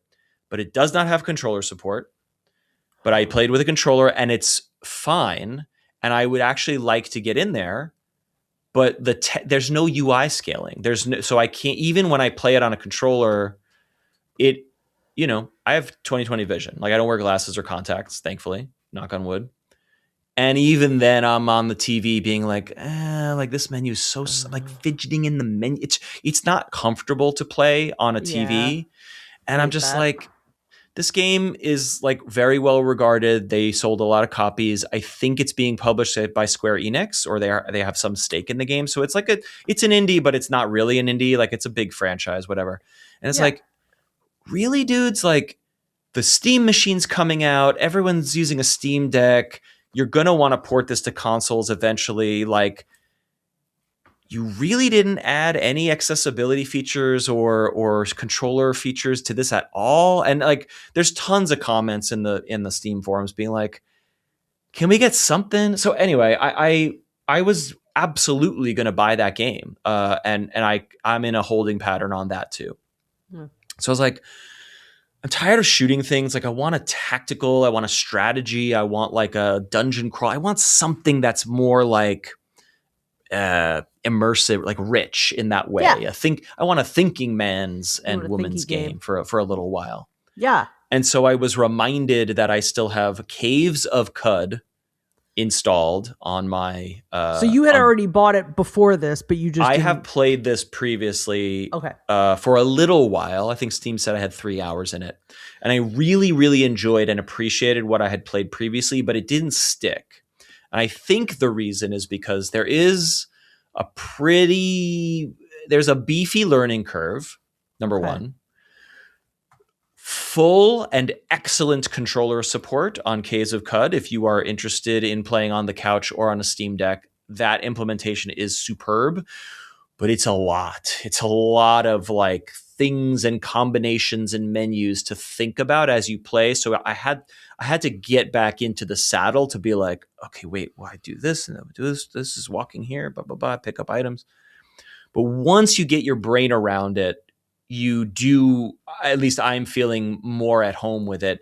And I think the third reason why I bounced off it last time is because I was playing in the traditional mode, which is a permadeath mode, which is, and I really like permadeath in certain types of games.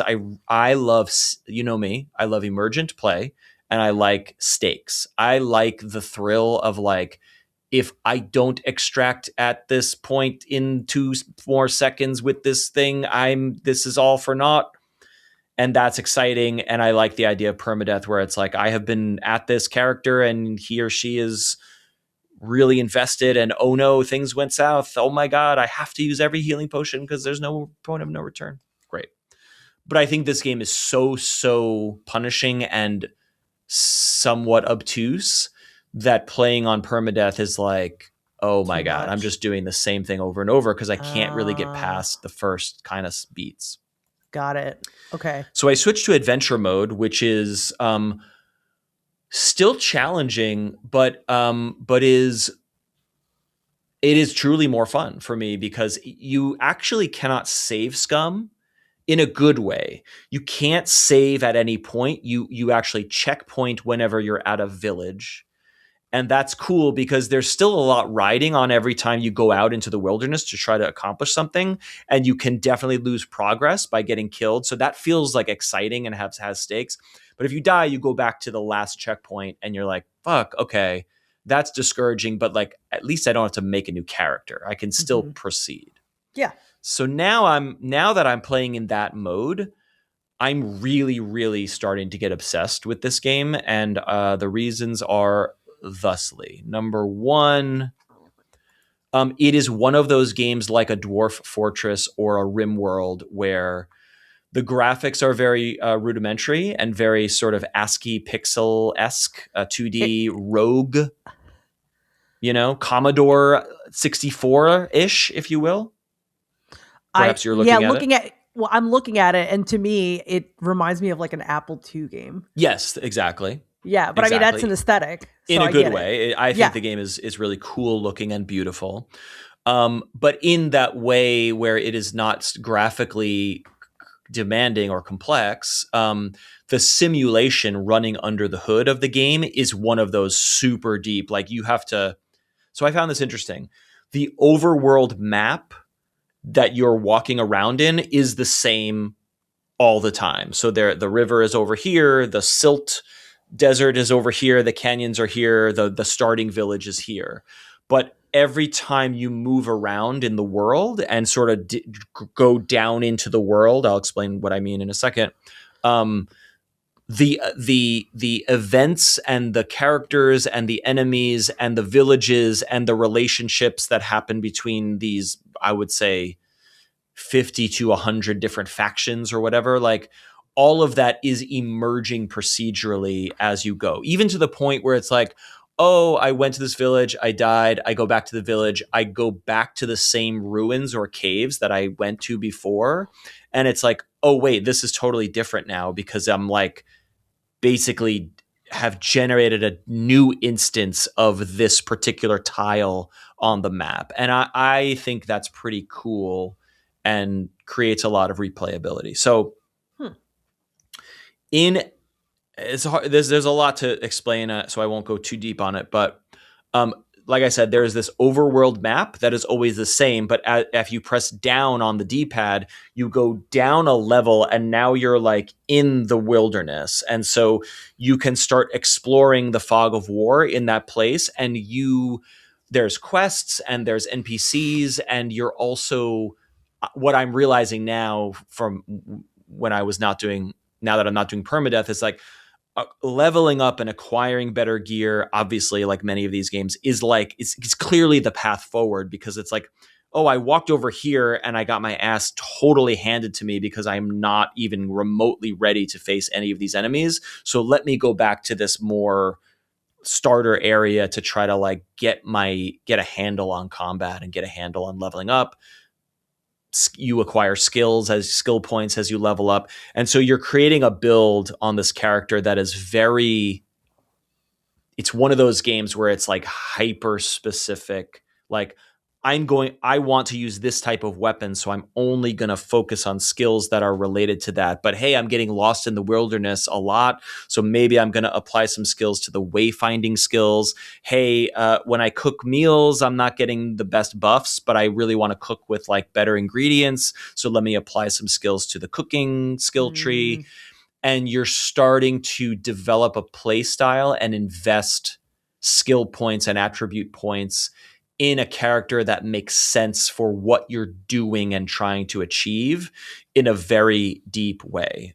So anyway, overworld map is the overworld, but you're sort of drilling down into the map to be like, oh, like you discovered a ruin. Would you like to check it out? Oregon Trail style a little bit, and you kind of go down into it, and it's like, whoa, like this is similar to Dwarf Fortress. It's like there's a statue, and you're like, what's a statue? And it's like, this statue represents the goddess of this, and it's got a weird name. And by praying to this statue, you have gained 50 reputation points with this faction and this faction. But because this faction of spider people doesn't like this goddess, you've lost reputation with this faction, and so and so. And you are meeting characters and forming relationships with them. And as you do that, and do quests for them and engage in rituals with them, you are gaining and losing reputation with factions that you haven't even met across the entire world. And of course, those faction relationships and those things are sort of, they're being simulated in real time. I should also mention, like, it is this sort, it looks and feels like this sort of medieval dungeon crawler type of game, like a Rogue, or like you said, an Apple II kind of dungeon crawly game. But the setting is actually like this alien retro future world. So you can use a sword and a shield, but you can also use like electricity guns, and you can get cybernetic implants and stuff. It's a little bit cyberpunk, but it's also like creepy alien weirdness. Especially because you're like, oh, I'm talking to these humans, and then I'm talking to this other faction, and I'm buying goods, but now I'm talking to a bird person who is trying to sell me cybernetic implants. Then I found another like mushroom village, and there were some humans there, but there was also a sentient plant that was the shopkeeper. And I was like, hey man, what's going on? And he's like, I live here in this village, and welcome to you. And I was like, yeah, man, are there any funguses that live in this village? And the plant was like, do not ever speak to me about funguses. The shop is closed. And I was like kicked out of the store because I mentioned the wrong race to this racist plant. And he or she was like, fuck right off. And I no longer can buy goods and services from this plant because I like said a weird racial thing to it that it didn't like. And it was like, whoa, man.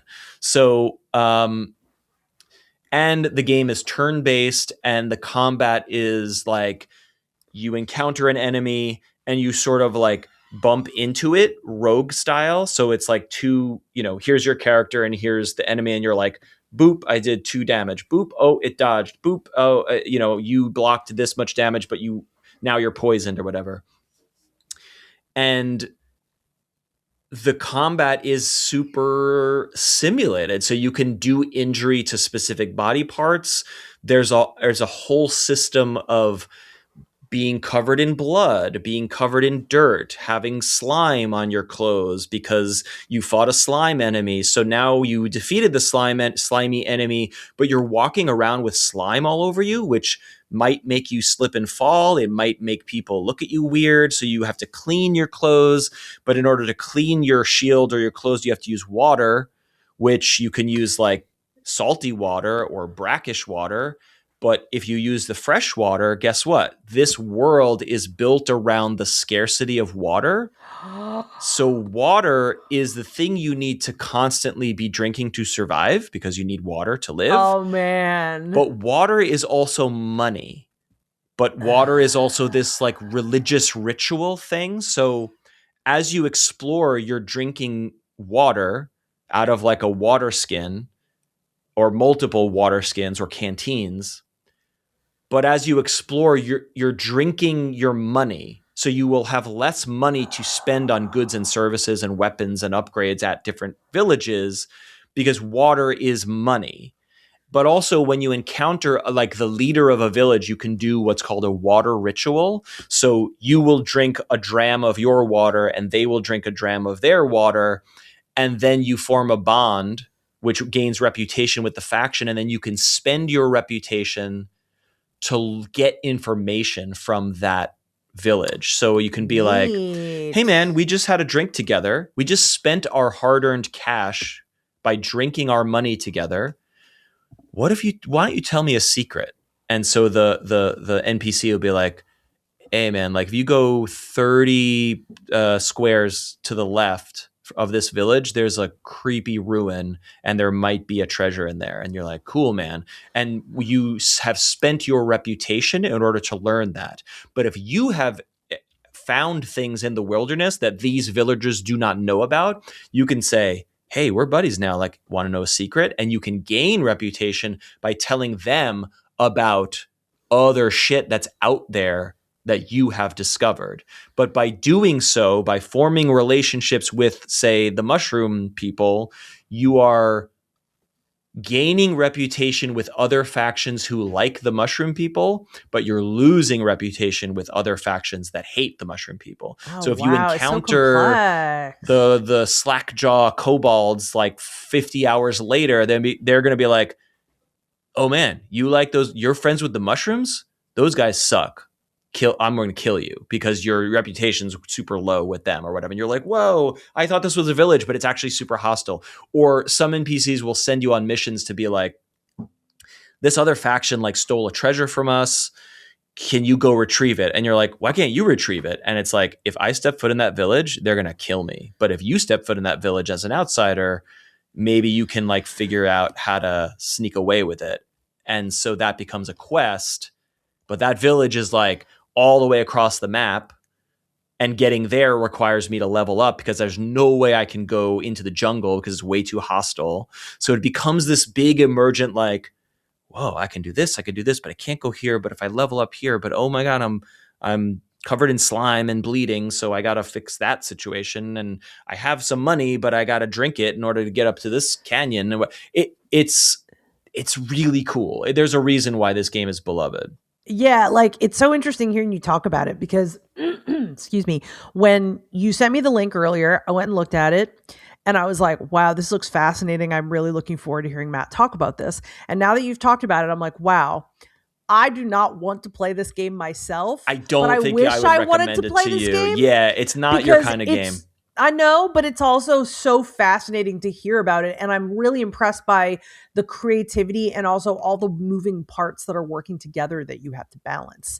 Like 100%. It would probably be a very cool game to watch a stream of for me, but not a game I would personally play. But like, there's not a lot of games in the world like this, I feel like. You know what I mean? These occupy like a specific space in the Dwarf Fortress. It's like a niche. Yeah.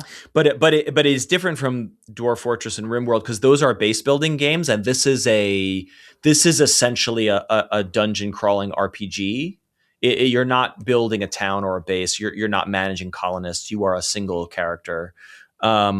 Yeah. the I don't think knowing you is not a game for you necessarily, but I know you appreciate what it is. But the only other thing I'll say about it is that the writing is so fucking cool. Oh man, see, I'm weak to that too.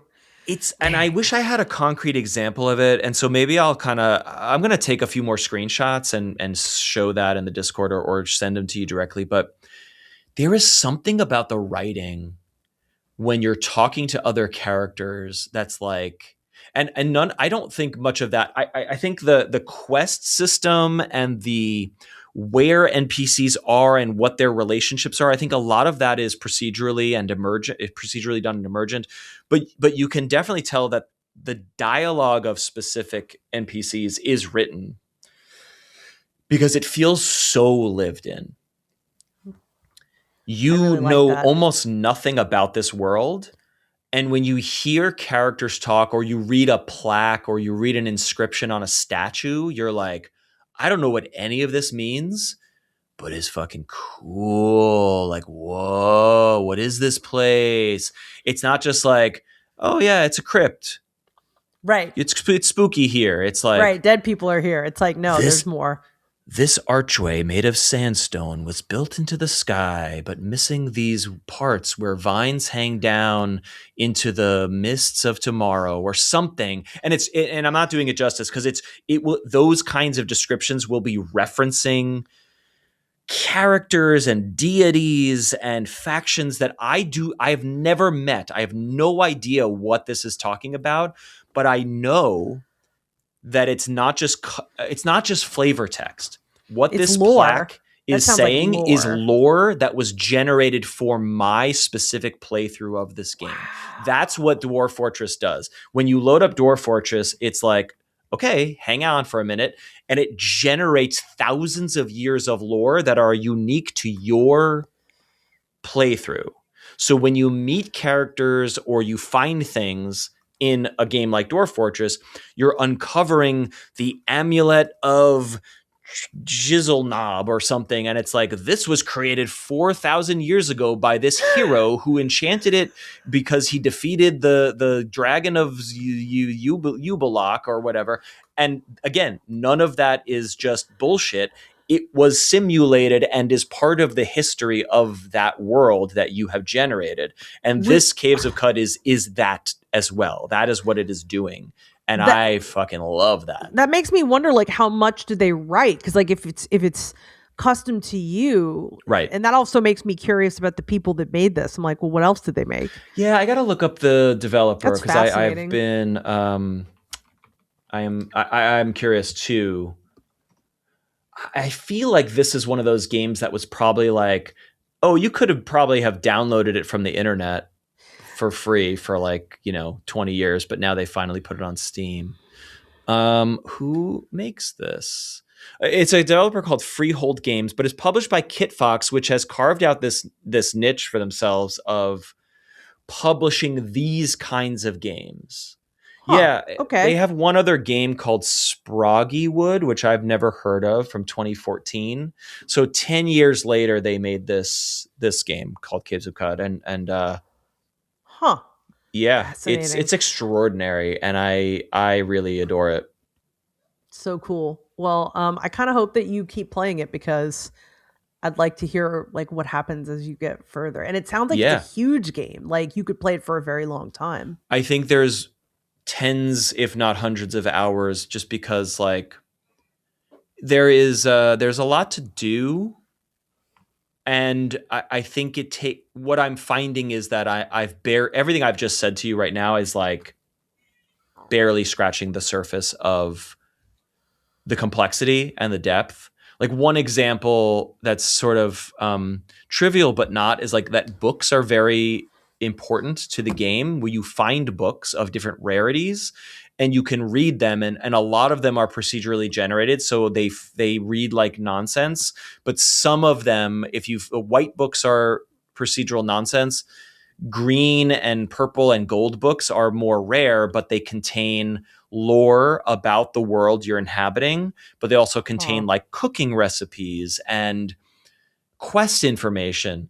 and they're very, very valuable to the NPCs, and you can make a lot of money selling them. But if you find the library, which is in this silt desert, which I found last night, just because I'm Googling this, here's a great here's something here's a great way that I'll sell you this game.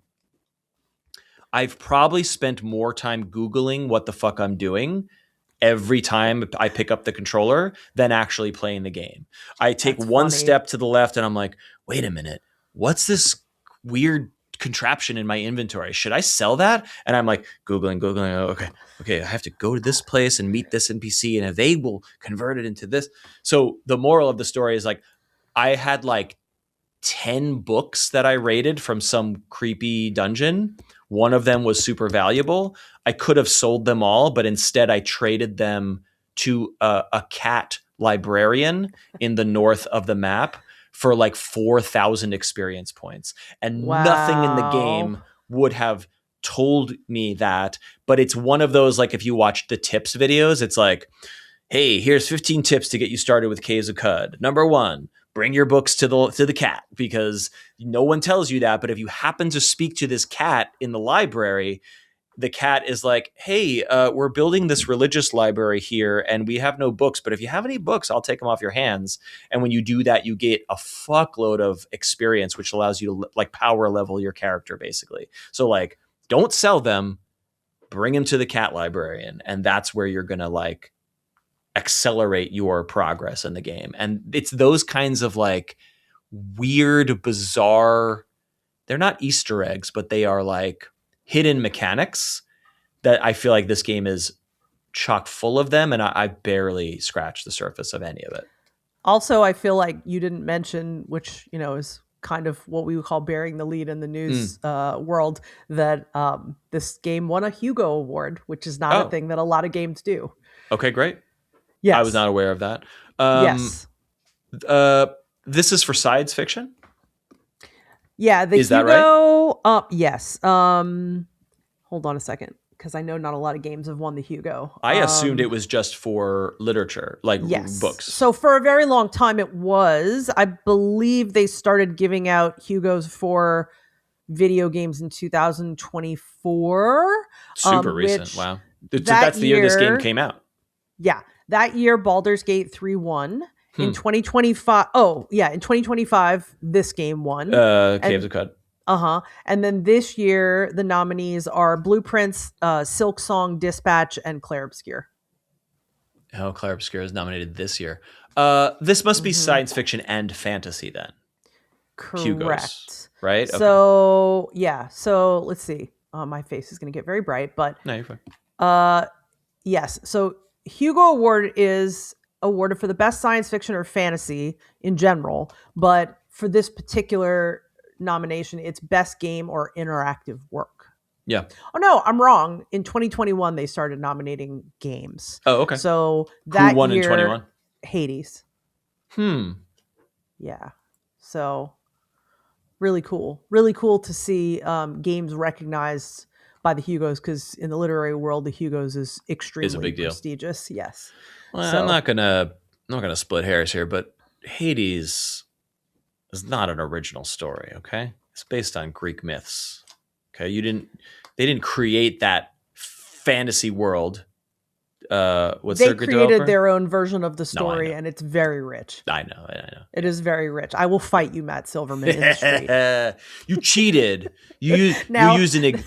You based your game on an existing IP, which was thousands of years of mythology. We could put the footage of that street fight in our imaginary Patreon and be like, pay us $30 to see this street fight.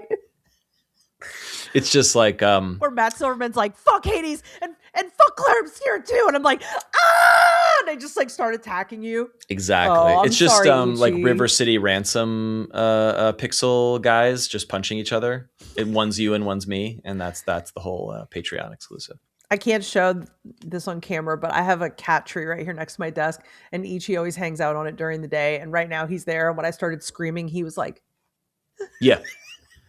What are you doing on that? Please do not, Mom. What are you doing? Why are you screaming into that TV? Yes, exactly. He does not know. But anyway, I, despite not wanting to play this game myself, really enjoyed hearing you talk about it. I am fascinated by games like this, even if I don't necessarily play them. So I hope that you keep playing it and keep talking about it. Same with your Resident Evil journey. I think I will die not having ever played a Resident Evil game, and I am fine with that. Well, I mean, look how much you've learned about it because of my playthrough. I truly so you don't have to have. You see, so many of our previous conversations about the franchise were very useful, especially when I was learning about 5 from the video you sent, which I will link below. It's from IGN, but it's a really good piece about, just how it would be so difficult / almost impossible to remake 5 in 2026 or beyond. I don't know how they're going to do it. I mean, and it's like some rumors are saying that they're going to remake Code Veronica, which is like one of the offshoots of the main franchise, or Zero, which I guess technically falls into the main franchise, but I don't know. People might argue that. And I think that those would be easier for them to remake. Yeah. But I also am like, there's no way they're not going to remake everything in the RE engine. So I don't know what they're going to do. It's going to be interesting to watch. Because like 9, Capcom just had its earnings call this week, and like 9 killed it for them. Like it was so, like the sales were insanely good, and so obviously they're like, okay, cool. Like they are already developing 10, but it's been good for them. So it's like, okay, what are you guys going to do while this team over here is working on 10? Exactly. You have to figure out what you're going to be remaking. What we're going to remake. Here. I mean, Capcom is truly firing on all cylinders. And I think you might fault them for being like, well, you're just remaking your games and leaning on your core IP, which is what companies... I don't think there's anything wrong with that, because there's nothing wrong with that, but to reinvent it, and unfortunately, this is a conversation that we don't have enough time for in the show. No. But like, you have to reinvent it and think about that you have a new era of players, because last night Sky and I had this really long conversation about why we thought Final Fantasy VII Remake didn't hit as well as we wanted it to, and that could be a whole show. I think I would love to. We should just do it one day. Like maybe when they release the last like chapter, we should just do it, because it was a fascinating conversation, and I'm not going to touch it right now. But like, in my opinion, not having played the originals and only seen YouTube footage of them, I think that Capcom has done a stellar job carrying this, series into the modern era 100%. For newer gamers, that they're not going to go back to the PS1 to play Resident Evil 1. Like, it's not pleasant to play. Never. Yeah. So this is the multi-generational strategy. But I was going to give Capcom credit, because I think we are living in a world where all these large companies, for movies and books and whatever else, it's like we're just making sequels and remakes of the things from before. And Capcom is doing that with Resident Evil, Monster Hunter, etc. And also took a risk with Pragmata, which was a success for them. Yeah. So it's like, they're already thinking about making a sequel to Pragmata. Right. So you can't just be like, oh, they're resting on their laurels. Like, no, they're not. They're actually diversifying in a great way. And it's, it's a thing that I think Square Enix could really stand to learn a lesson from, but that is a topic for another time. Yeah, I would like to get into that in the future. So it is a convo. We will do it, and we would like you to join us there. Thanks for listening. Thanks for watching. Thanks for being part of our Discord community. Let us know what you're playing. If it's a new release, are you interested in Subnautica or not? Or are you playing something old? There's just a lot. Just a lot on the wish list right now that's popping off. That's like, whoa, okay. And lots next of things week are out. There are multiple things. I mean, not like a crazy amount of like, oh my God, but like there are indies coming out next week that I'm like, shit. Totally. Like I have to resist if I want to keep doing this run, or I have to be willing to play multiple things at the same time. So, yeah. Yep. We're all in it together. Let us know where you net out on the new releases. And for now, please remember to be kind. Rewind your podcast after listening. Resist fascism in all its forms wherever possible. And we will talk with you in 1 week's time. Fuck eyes. Bye.